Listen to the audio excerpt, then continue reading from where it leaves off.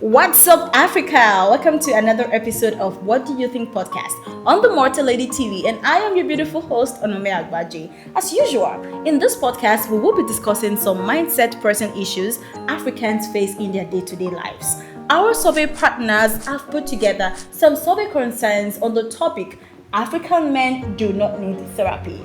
On the screen, we have 8 concerns that will be addressed by our amazing guests today. Now, who is our guest for today?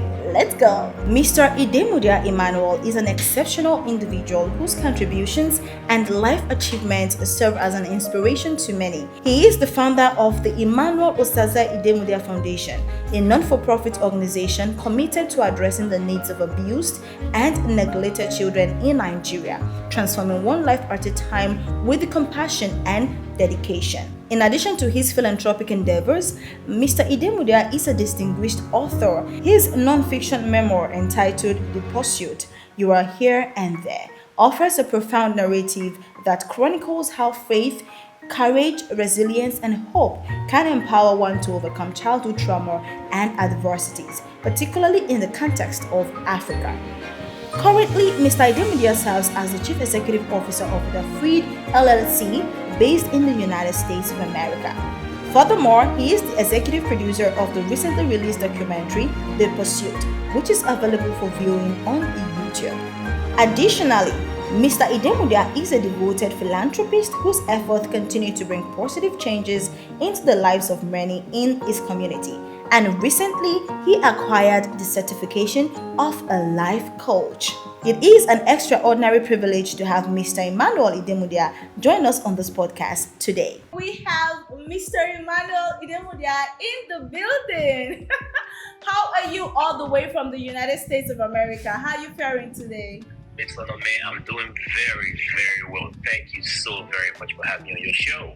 Thank you so much, sir.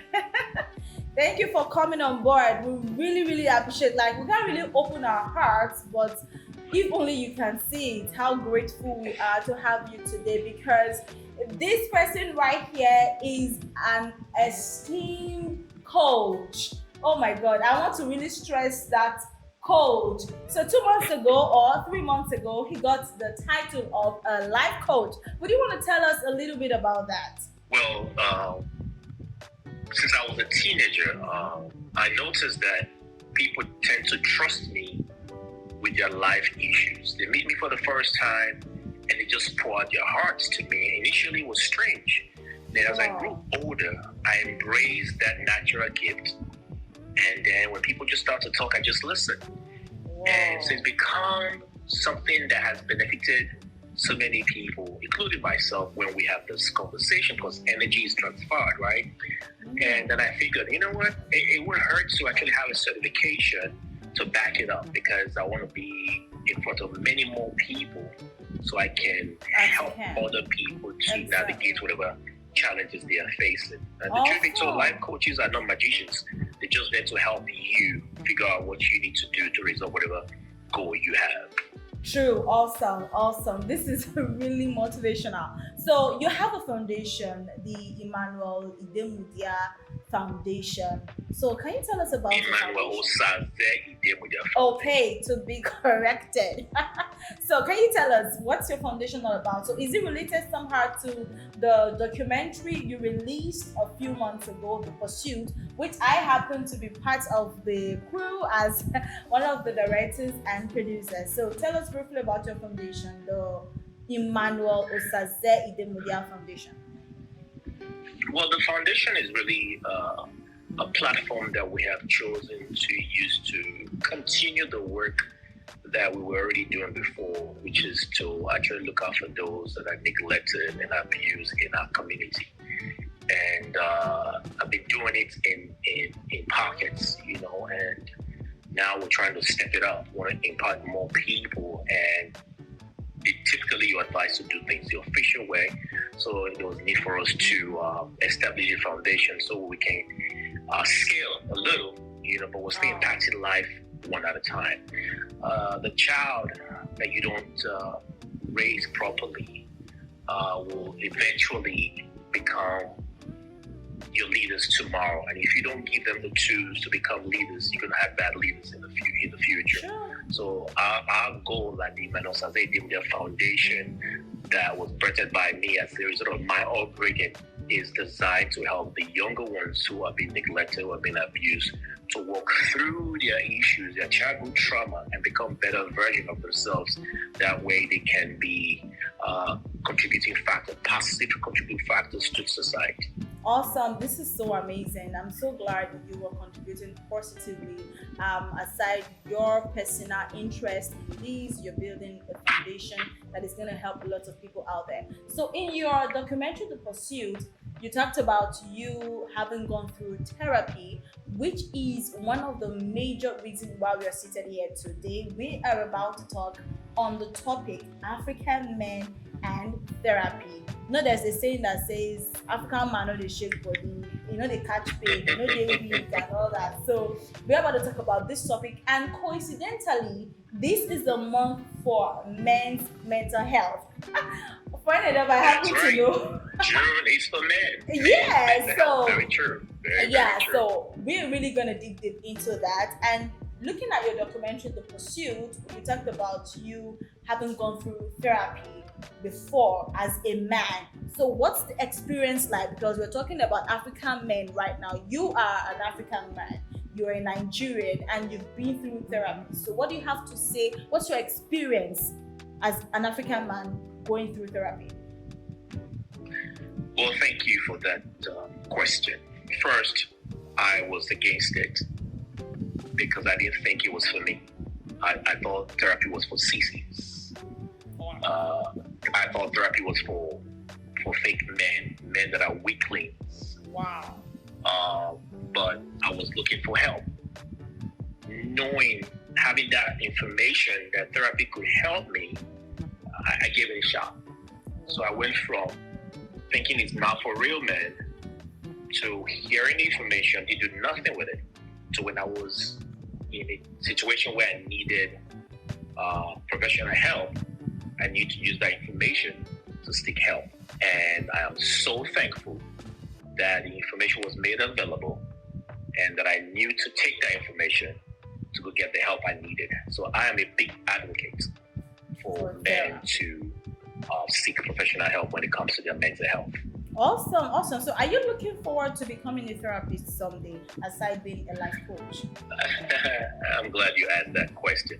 As a matter of fact, after I completed my life coaching classes, I saw that they had another certification classes to become a therapist. So I also signed up for that. So I'm working on that as we speak online, taking another class beautiful. For that. So yes, we like I said, the natural gift is already there. So we just want to use the certification to become more professionals, perhaps value exchange, go out there and make a difference and be rewarded for what you do.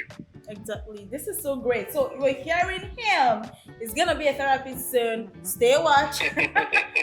Okay. Still talking about African men. I'm glad you shared your experience of how you were able to leave the mental state of, therapy is for the elderly ones, and to seeking therapy yourself. I do have a question regarding that though, but we're gonna push it forward.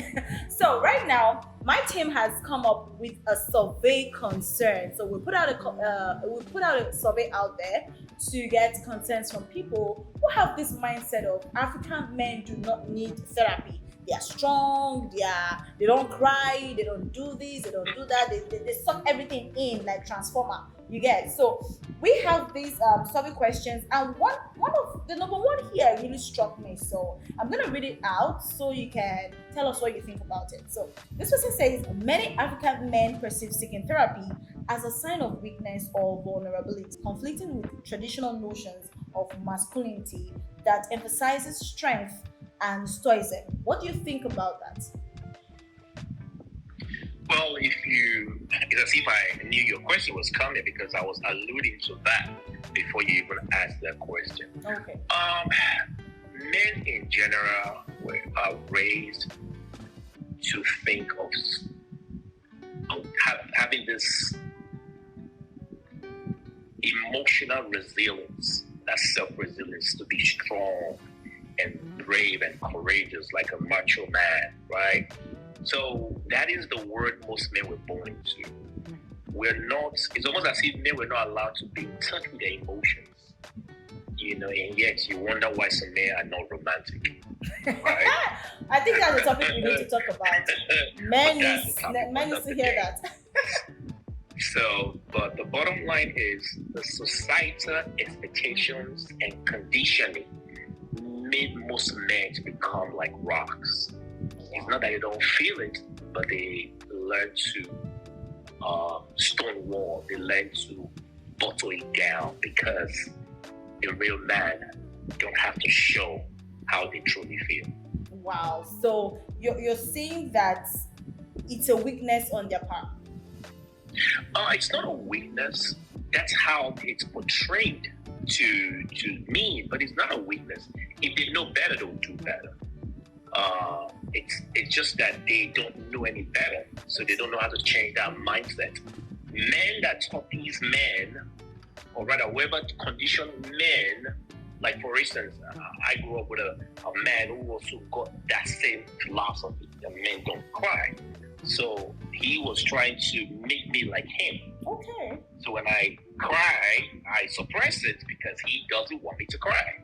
Now, he may have been inflicting pain on me and say, shh, don't cry. And you're beating me, you're inflicting pain on me and you're telling me don't cry.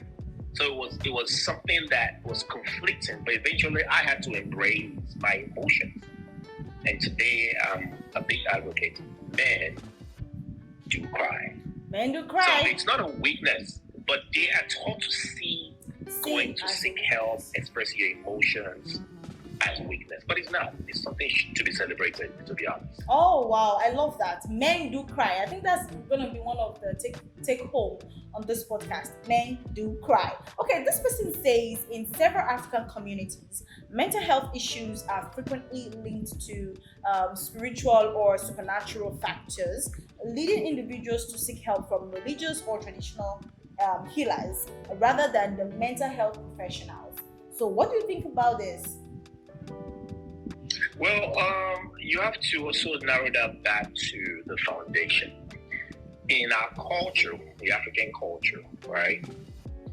The traditional priest, popularly known as Babalawo. I like the name, Babalawo. Right? Babalawo or Baba. They've been playing that role of doctors and therapists over the years. So they've been trusted. So when you grow up in that environment and you have a problem that you don't understand, especially when it has to do with your physical body and your mental health, you're told to run to these people. True. Because of that established relationship between these witch doctors, religious leaders, traditional rulers, you tend to listen to them. So you think that doing it that way is the only way. So it's a spiritual problem. But many of these things are just physical and mental issues, psychological issues that could be addressed by professionals. But because we're not exposed to those terms or to the tools that the professional have in their toolbox, we think everything is spiritual, whereas it's not so. Correct. So you're saying like it's more like, should I say same thing? The spiritual leaders, the religious leaders giving you sort of a counseling to cool yourself of whatever problem you take to them, and the job of a mental health professional, they're kind of the same thing, but we're using different terms here. Is that correct? Yes. I was leaning towards that. So the term therapy or mental health, they are words that were introduced to us. Even though these practices, we've been practicing them, we just don't have those labels on them. Exactly, yeah. Right? When you're having a problem with your spouse, for instance, you go talk to your mother, a one-on-one, right? That is you seeking help from your mother. In the Western world, or in the professional circle, it's called talk therapy. Okay. So yes, we've been practicing it. When the man has issues, he goes to the father. They have a one-on-one, man-to-man talk. That man-to-man talk is talk therapy.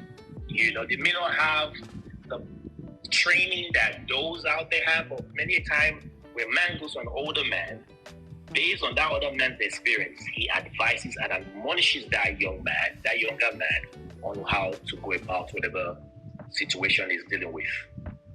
Okay, okay. I think we got that. So, would you advise any man? I don't know. I'm not trying to take out our tradition or our spiritual or religious leaders. Would you advise men to continue to go in that direction or start seeking the help of these professional mental health therapists? Well, in the attempt to create awareness, I think one of the things that we should promote is culturally sensitive therapy models. Therapy models that incorporate our cultural beliefs, right? We shouldn't discard and discredit our traditional leaders who've been helping us to manage all these mental health issues. But one of the things I believe we should do is bring these ideas and actually enlighten our leaders, our trusted leaders. You have to remember, those that are still very cultural, still very traditional, they still trust these leaders. True. So what we need to do is bring this information to these leaders, make them understand that this is for good. We're not saying what we've been doing is not good. This is enhancing what we've been doing. So if these leaders understand the importance of therapy, right, they will also advise their followers, and that's how we can grow the awareness. Together. Yeah, I think that makes complete sense actually. So I'm going to move into the third concern we have on the list today. This person says when an African man visits a mental health therapist, there's this stigmatization the society labels such a man, preventing other men from seeking therapy because be like when you see a man now, I dey go see my therapist too. In the regular Nigerian world, be like, they hope this person has not fallen into depression. Is this person crazy or something? So there's this stigmatization out there the society gives to men like this. What do you think about it? So one of the things that we could try to understand is that the societal expectations already condition men to think in a certain way. And whenever you do contrary to what is being promoted or what's being believed, there's a red flag. People push away what they don't understand. People condemn what they don't understand. This is where awareness comes in. But the point we must try to make is create safe space for these men to get the professional help from therapists and life coaches and counselors, right? And the key thing that is relevant in those meetings is confidentiality. Let the patient know that their talk with you is safe, that the neighbors are not going to hear about it, right? That way they can trust the therapist and be at ease and talk about everything. You might be surprised, a lot of Africans, a lot of Nigerians are embracing the idea of going to seek you mentioned confidentiality. You mentioned confidentiality. Now, we've heard of cases whereby someone takes their problem to a so-called therapist, because I think this is part of the fear some men are having out there. And then the next thing, you are hearing your problem as a podcast. I don't know if you've heard of that. You're hearing your problem as a podcast, and it makes you have this cringy feeling like, oh, you don't want to go back to that person again because you really don't want to hear your problem. So how do therapists solve that issue? Because I believe it's going to prevent some other men to do likewise. I don't know if you get what I'm trying to say. You telling a therapist something and the therapist is using your own. We know people use their stories to portray points, but to what length should a therapist do that, and how it's affecting men out there? Well, when you're going through your training, you're told to keep that confidentiality sacred, right? You're not supposed to, unless the person authorizes you. Any therapist that does that in any professional circle could get in trouble for that. Perhaps in Nigeria where, people really don't want to do things the right way. Exactly. Like they do things about overseas and other parts of the world. You can't do that. In fact, there's sometimes you go to a therapist as a couple, the therapist will not tell you what the person discussed with your spouse. Exactly. Especially when they had a one-on-one with you. If we're together, it's a difference. But when they have the one-on-one, whatever is discussed with you, it's between both of you. So that's the confidentiality that needs to happen in every community. That's the safe space we're talking about that needs to be created. Awesome. Men need to feel safe for them to open up. For them, exactly. So you've been mentioning this awareness stuff, and this question popped up in me right now. So this person said, due to societal expectations and lack of awareness, people believe that African men may not readily identify or acknowledge symptoms of mental health conditions like depression or anxiety.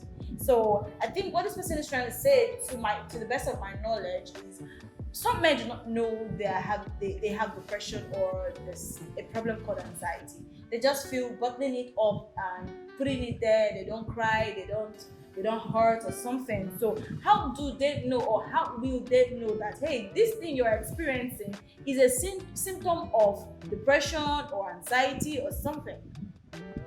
That is a very, very good question. How would they know? Back again to awareness, making this information public.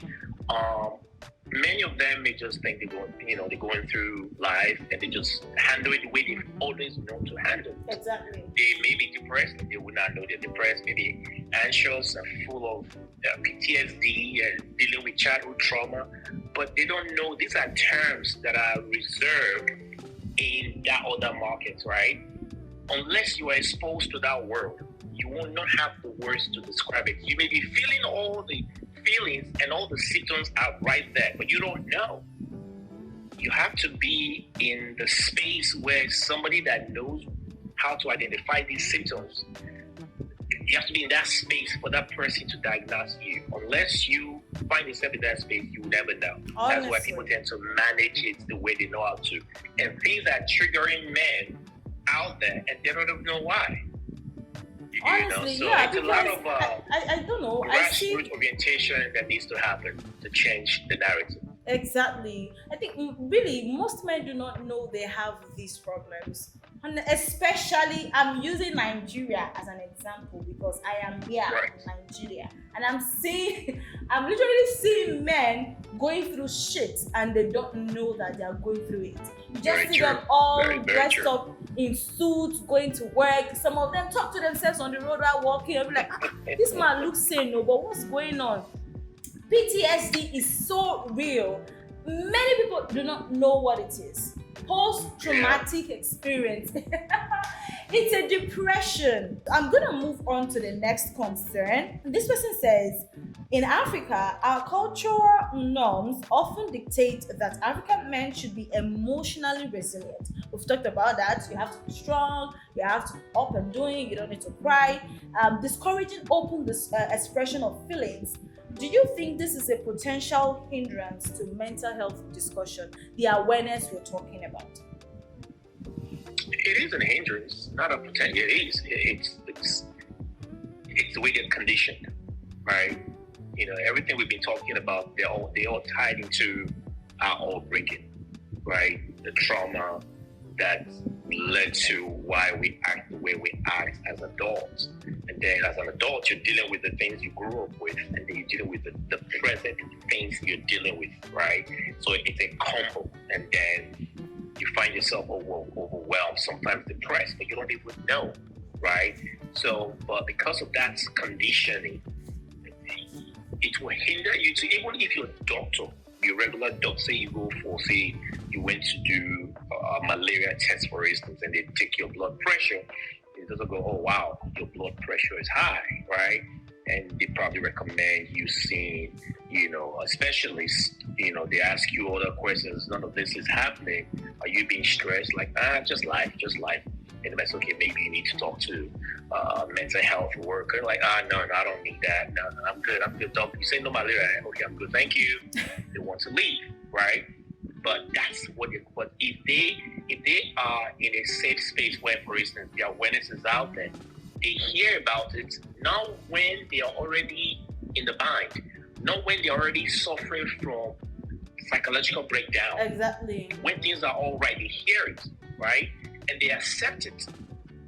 When they not find themselves in that space, guess what they're going to do? I heard about therapy one time. Maybe I should seek a therapist. Awareness is key. I personally have gone through, therapy. Like I started with, that there was once upon a time, I was thinking like most Nigerian men would think, I don't need it. I'm not depressed. I'm not anxious. What are you talking about? PTSD? That's not my thing. The people that are mental are those that are at the psychiatric hospital.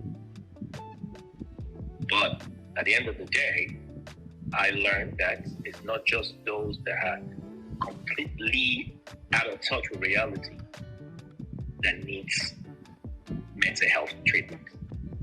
Everyone does. Everyone on this earth, we all. 8 billion people in this world all got mental issues, and we all need help. Awesome. This person pulled up a question that has to do with generational gap, the young and the old, and therapy. So it says, this person feels the only people who would succumb to this mental health therapy stuff we're talking about is the younger generation compared to the older generation, because they might adhere to the normal traditional belief of stigmatization when you go out there for therapy. Do you think this is true? Well, in part, it is true because the younger generation, I want to say they're more exposed. They were born in the era where social media is a big thing now, in the digital age, right?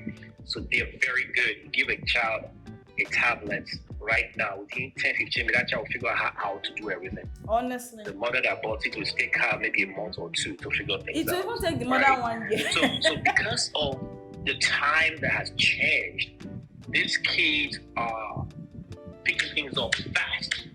And thanks to the internet, they have access. Most kids have access to the internet. So yes, they will be more prone to accept these new yet old concepts of seeking mental health professional assistance. Whereas the old folks, for instance, who have gone through what we've been talking about, the conditioning, but we're not exposed to this, going to therapy and counseling and all that, they are still old school. However, there are also children, for instance, like in Nigeria. Let's use Nigeria for instance. If you have kids in Lagos who have access to the internet, those kids will be more prone to understand and accept mental health treatment. But let's say kids in Benin who don't have tablets, who don't have money to buy phone, who don't have access to the internet, but they live in a rural area, they will be ignorant just like their fathers and their mothers.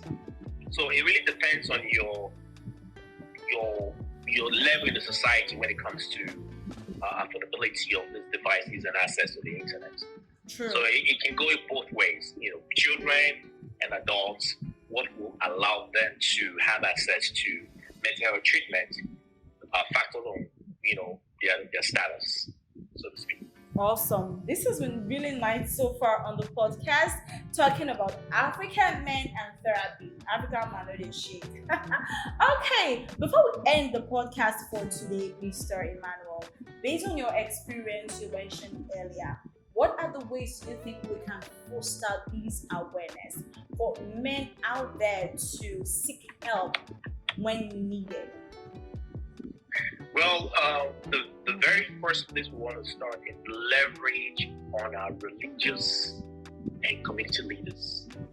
These people are already trusted. These people are already speaking. They are leaders. They are leading people. If we can get our leaders to understand the importance, if we can change the word reframe that mental health as something of strength, not of weakness, I believe that a lot of their followers will listen and begin to embrace mental health treatment.